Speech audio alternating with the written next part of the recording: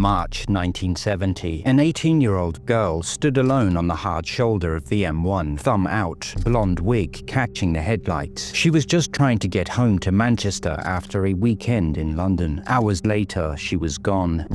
Beaten, strangled with a cord knotted tightly around her neck. Her broken body dumped face down in a freezing woodland just off the motorway. 7 months later, another young woman did exactly the same thing. Hitchhiking on the same stretch of the M1, the same desperate hitchhike north, same nightmare endings. Sexual assault, savage blows to the head, ligature strangulation, body hidden in a copse. This is the haunting, unsolved story of Jacqueline Ansell-Lamb and a killer who still walks free.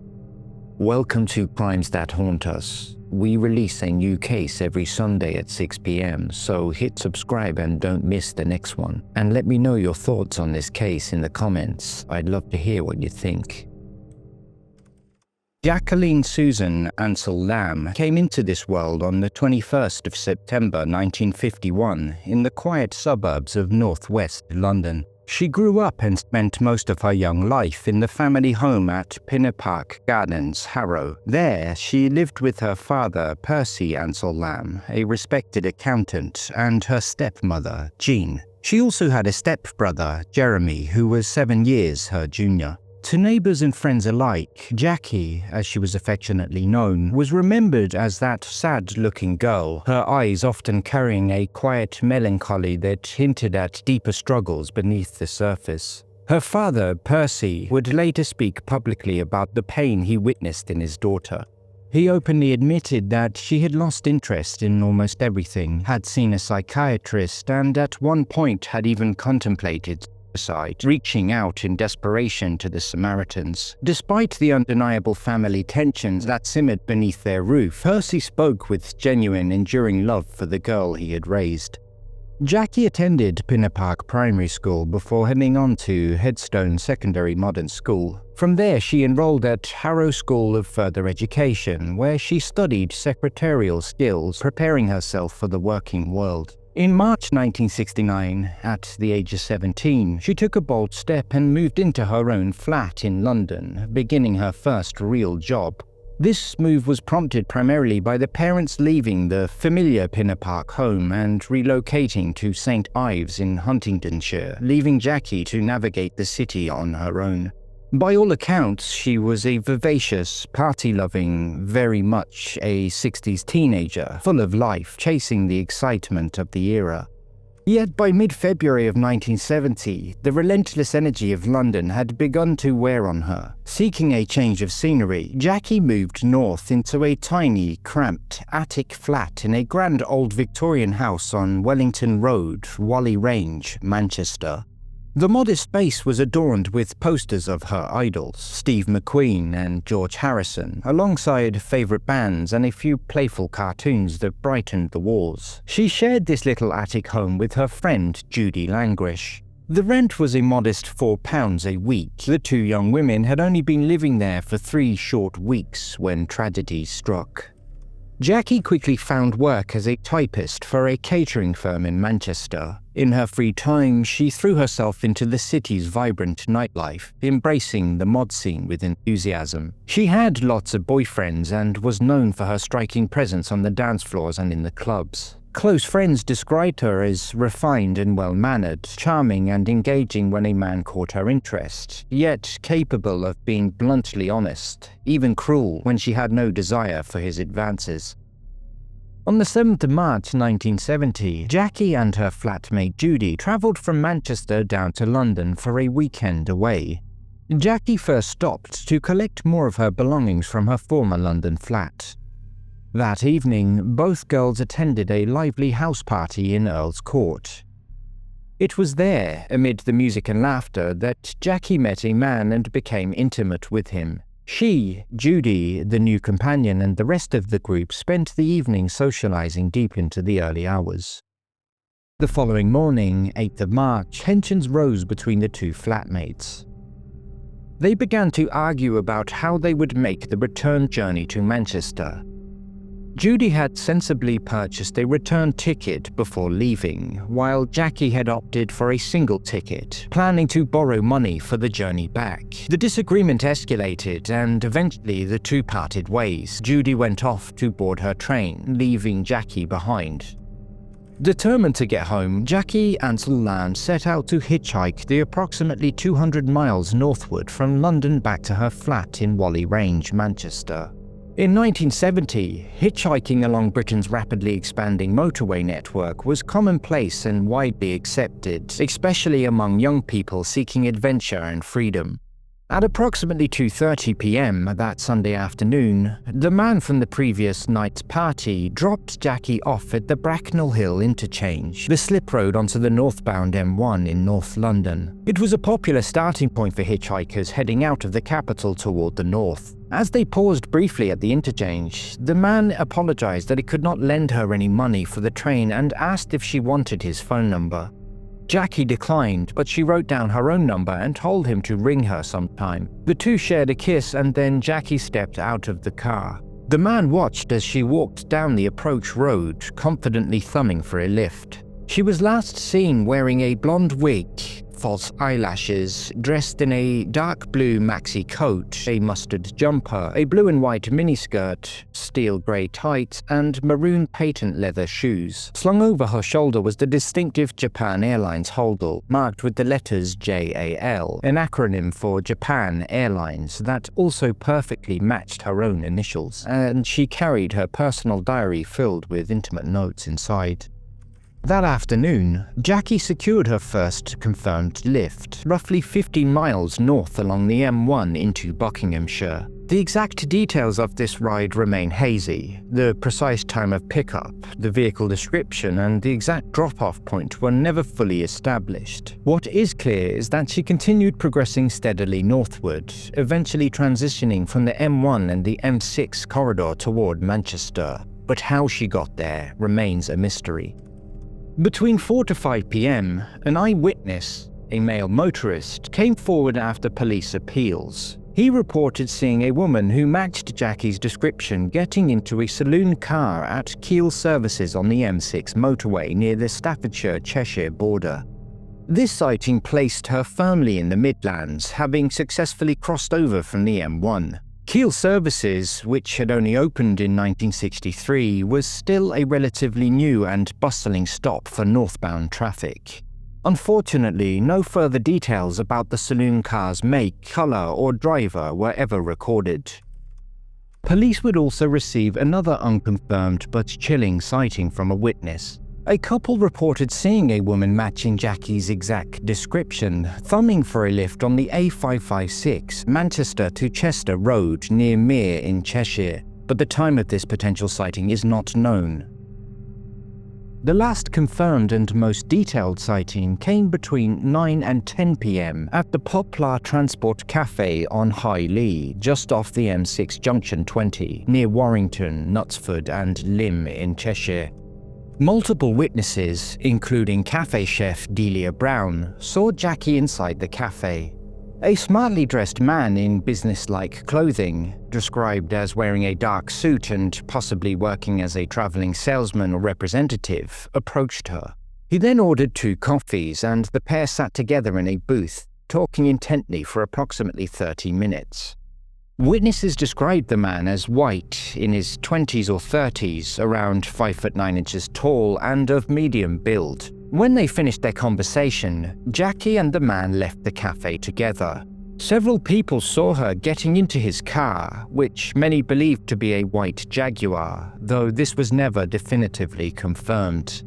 There would be no more reported sightings of Jacqueline Ansell-Lamb. She never did make it back to the safety of her tiny attic flat in Whalley Range. Her housemate Judy, who had arrived home safely by train, did not immediately grow concerned. It was only the following morning that she began to notice Jackie's absence.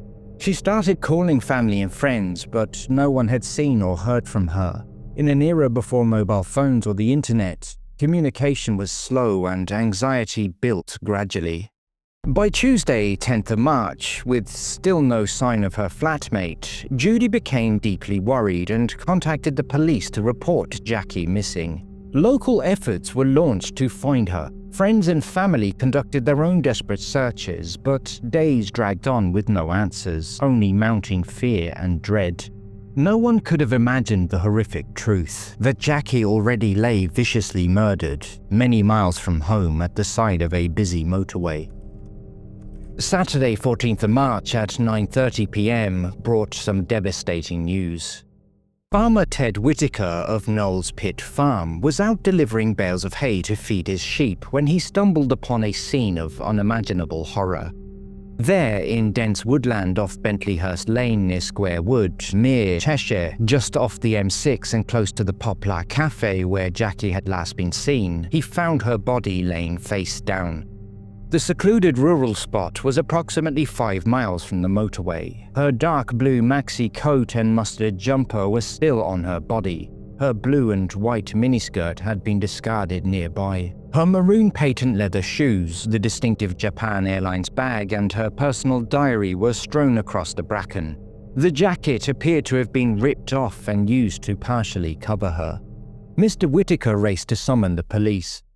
Officers arrived promptly, cordoning off the scene while forensic experts began their meticulous work, gathering every possible shred of evidence. Investigators immediately noted that there had been no attempt to conceal the body. It had been left in plain view within the woodland. The post-mortem examination painted a grim picture of violence. Jackie had been sexually assaulted and then strangled with a length of electrical flex knotted tightly around her neck. She had been brutally battered about the head, sustaining a severe wound to the back of her skull. Bruises on her neck and cuts on her face told the story of a desperate, violent struggle. She had fought her attacker with everything she had. There were clear signs that the killer had posed her body after death. Carpet fibres, believed to have come from a roll of carpet or sample, were recovered from her clothing and body. These fibres would later become a crucial clue. Police discovered that a carpet exhibition had been taking place at Earl's Court during the very weekend Jackie had attended the house party in Earl's Court. The same weekend, the smartly dressed man she was last seen with at the Poplar Cafe might have been connected to sales work, possibly in carpets. No usable DNA profile could be isolated from her garments, even with later advanced testing. The official cause of death was strangulation, following assault and blunt force trauma. Cheshire Constabulary launched one of the largest manhunts in the region at the time. Led by Chief Superintendent Arthur Benfield, the investigation involved 120 officers and resulted in over 10,000 interviews. Detectives and forensic teams remained at the scene and surrounding areas for days, searching desperately for any clue that might identify Jackie's killer. Meanwhile, the Ansell-Lamb family was devastated by the news of their daughter's horrific fate. Their world shattered in an instant. Housemaid Judy was left distraught, no doubt tormented by regret over their final argument and the decision to travel home separately. Police began the painstaking task of retracing Jackie's final journey from London to her brutal end. One early theory suggested she had been picked up and murdered by a Manchester City fan travelling back from a big match in London that weekend. Detectives believed thousands of such fans would have been driving north along the M1 and onto the M6. The following week, officers even used a loudspeaker to make continuous announcements at Manchester City's European Cup match at Wembley, appealing for information. Investigators also learned how deeply immersed Jackie had been in Manchester's party scene. They visited discos and nightclubs, seeking witnesses and any scrap of intelligence. Yet all of these early lines of inquiry led nowhere. On the 15th of March, police then held a press conference and made a public appeal through the media, urging anyone who had seen Jackie along the motorways and carriageways to come forward. That same day, officers travelled the length of the M1, interviewing every member of staff and every driver present at each service station between London and Manchester. The following day, March 16th, 2 Stockport students came forward with a tantalising lead. They had been driving home from London on March 8th when they saw a girl matching Jackie's description getting out of the back of a lorry at the junction of the M1 and A6, south of Derby. The girl then climbed into a turquoise and white Mini Cooper that had 3 men inside. One of the men moved to the back seat so she could sit in the front.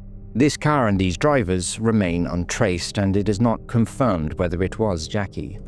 Detectives carefully studied Jackie's brown leather diary, recovered from the scene. Its pages revealed a poignant mix of sadness and an active social life. She had written about feeling lonely with no flower or card on Valentine's Day, and about being hungry and broke on other occasions. The diary also contained dozens of entries rating her boyfriends and their sexual prowess, grading them from A to C. There were said to be around a dozen names listed. Police interviewed each of these men, exploring the theory that one might have arranged to collect her that evening. Of the men contacted, many had admitted to intimate evenings together with Jackie, but insisted they knew nothing about her murder. All of these leads ultimately proved fruitless. On March 17th, police then staged a vivid reconstruction of Jackie hitchhiking just a few hundred yards from where her body had been found, near the Tabley interchange off the M6. A policewoman sergeant was dressed up in the exact clothing Jackie had been wearing that fateful day. During the reenactment, 2 passing motorists stopped and told officers they had indeed seen Jackie hitchhiking that Sunday evening. 4,000 posters depicting the reconstruction were circulated at N1 and M6 service stations, broadcast on television, and placed in high-traffic areas. By this stage, the inquiry had already interviewed upwards of 10,000 people. Police continued to appeal urgently for the motorist who had given Jackie lifts from the M1 across to the M6. The gaps in her long journey remained frustratingly unaccounted for. On the 27th of April, Cheshire police then released a photo-fit image of the smartly dressed man seen with Jackie at the Poplar café between 9 and 10 p.m. on Sunday, March 8th. He is described as in his 20s, of medium build, 5 foot 9 inches tall, dark-haired, and wearing a dark suit. This man has never been traced to this day. The case slowly exhausted itself without fresh leads. Officers remained desperate to fill in the missing pieces of Jackie's journey, the many miles and the unknown drivers who had carried her northward. On the 24th of June 1970, the coroner's court returned a verdict of murder by persons unknown. Coroner Mr. John Hibbert noted that, with the benefit of hindsight, the tragic argument between the 2 flatmates over their return tickets, which led them to travel separately, had in some ways set Jackie on her path to death. He then highlighted the inherent dangers of solo hitchhiking for young women in 1970. As the case of Jackie Ansell-Lamb slipped quietly into the cold case files, another shockingly similar murder would soon erupt, thrusting both young women's tragedies back onto the front pages of every newspaper. On the 12th of October 1970, just 7 months after Jackie's murder, 24-year-old Barbara Jeanette Mayo, a trainee schoolteacher and English graduate living in Shepherd's Bush, West London, set off on what would be her final journey. She left her flat at 40 Rockley Road, planning to hitchhike the roughly 250 miles north to Catterick in North Yorkshire to collect her car from a mechanic. Barbara took the London Underground from Hammersmith to Hendon Central Station. From there, she walked a short distance to the northbound M1 slip road in the Hendon area, the exact same stretch of road where Jackie Ansell-Lamb had begun her own doomed hitchhike on March 8th. Her progress northward along the M1 that day remains only partially documented also. There were possible unconfirmed sightings at service stations such as Trowell, where cafeteria staff recalled a woman matching her description. But the most significant and credible last confirmed sighting occurred around 4 p.m. at Kimberley, Nottinghamshire, just off M1, junction 26, roughly 26 miles from where her body would later be found. A lorry driver and his colleague drove past a woman they later identified as Barbara standing at a crossroads, actively thumbing for a lift. In his rearview mirror, the driver watched as she climbed into a white Morris Traveller, a popular estate car at the time, that had been parked nearby moments earlier. The vehicle then pulled out and followed the lorry onto the northbound M1 before disappearing into the traffic. The suspected driver was described as a white man aged 30 to 35, of medium build with mousy hair brushed forward. Police believed this was the moment she entered her killer's vehicle. Barbara never reached the garage in Catterick. 6 days after her disappearance on Sunday 18th of October, a family out for a walk picking chestnuts in the isolated woodland off Hodmire Lane at Old Hucknall near Glapwell and M1 Junction 29 in Derbyshire made the grim discovery. Barbara's partially clothed body lay under a pile of leaves in a dense, secluded spot only a couple of miles from the motorway. The post-mortem revealed she too had been sexually assaulted, battered about the head with blunt force trauma, and strangled with a length of electrical flex, with some reports noting the cord was still knotted around her neck. Her clothing was disarrayed, but she remained largely dressed. Her distinctive bag with the elephant motif was missing, suggesting the killer had taken it. The investigation that followed would be the largest in British police history at the time.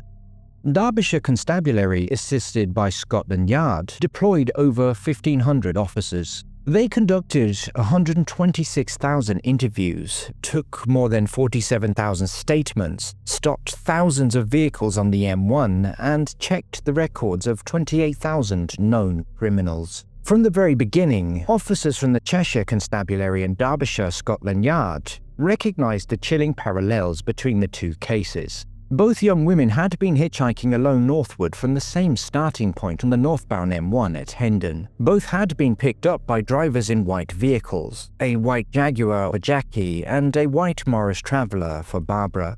Both had been subjected to sexual assault, followed by blunt force trauma to the head and ligature strangulation using an electrical cord, an unusually specific method that immediately stood out. In each case, the victim's body had been dumped in dense, isolated woodland a short distance from the motorway she had been travelling on, the M6 corridor for Jackie near Mere, and the M1 for Barbara near Old Hucknall. The disposal site suggested the killer had some familiarity with the areas, possibly as a regular traveller or someone with local knowledge. Both victims' personal items were either scattered nearby or missing, and there were signs the bodies had been posed or partially covered. Yet despite the overwhelming similarities, both forces continued their separate investigations, each trying to trace their own killer. On the 21st of January 1971, the media reported that Scotland Yard detectives were examining a family car in connection with Barbara Mayo's murder, a vehicle that could possibly be linked to 3 other hitchhiker murders. Police were investigating potential connections between the killings of Jackie Ansell-Lamb in Mere, Cheshire, Barbara Mayo in Old Hucknall, Mansfield, Susan Long in Aylsham, Norfolk, and Rita Sawyer in Harbury, Warwickshire. Meanwhile, both the Mayo and Ansell-Lamb cases remained stubbornly unsolved. The number of detectives assigned to each gradually dwindled as attention shifted elsewhere. Then, on the 4th of December 1987, a glimmer of hope emerged for both cases when Derbyshire police announced they had formed a suspect who might be responsible for the identical murders. They were seeking the whereabouts of a Canadian-born former British rail worker who had been a frequent user of the M1 motorway during his work. An appeal was issued to Canadian authorities to help track him down after he had left the UK many years earlier. British police worked closely with the Royal Canadian Mounted Police to locate him in British Columbia. 2 British detectives then flew out to interview him in person, but after thorough questioning and checks, including an alibi, he was ruled out and formally eliminated from the inquiry. Then, on the 27th of September, a major breakthrough was announced.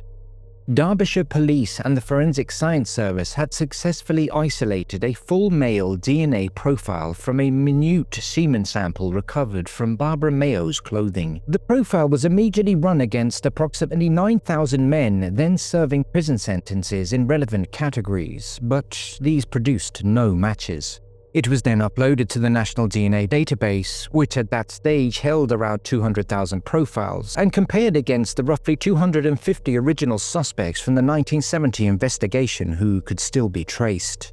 But to this day, there has never been a match in the database, nor has the profile been linked to any named individual. By 2009, nearly all of the original suspects had been located and formally eliminated through DNA or other means. The profile also conclusively ruled out high-profile figures such as Peter Sutcliffe and Peter Tobin. The links between Jacqueline Ansell-Lamb and Barbara Mayo continue to be regarded by investigators as among the strongest indicators that a single unidentified offender was responsible for both deaths, though this is not definitive. There is no usable DNA evidence in the Jackie Ansell-Lamb case, and their cases remain cold, their killers still at large, a haunting reminder of two young lives cut short on the lonely roads of 1970 Britain.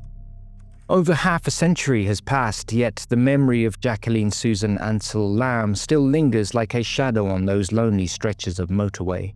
A vibrant, complicated young woman full of the 1960s spirit, she was taken far too soon in a moment of trust that turned fatal. Her life, her hopes, and her struggles deserved far better than to end face down in the cold Cheshire woodland. Though justice has never come, Jackie is remembered not merely as a victim, but as a daughter, a friend, and a bright spark extinguished on a Sunday night that 1970. Barbara Mayo, taken in eerily similar circumstances just 7 months later, remains equally unforgettable. Another innocent soul stolen by potentially the same unseen darkness. May both young women finally rest in peace, and may the truth one day bring their killer into the light. Thank you for watching and listening to Jackie's story. Please feel free to add your own thoughts, comments, and theories down below, and we'll see you next time.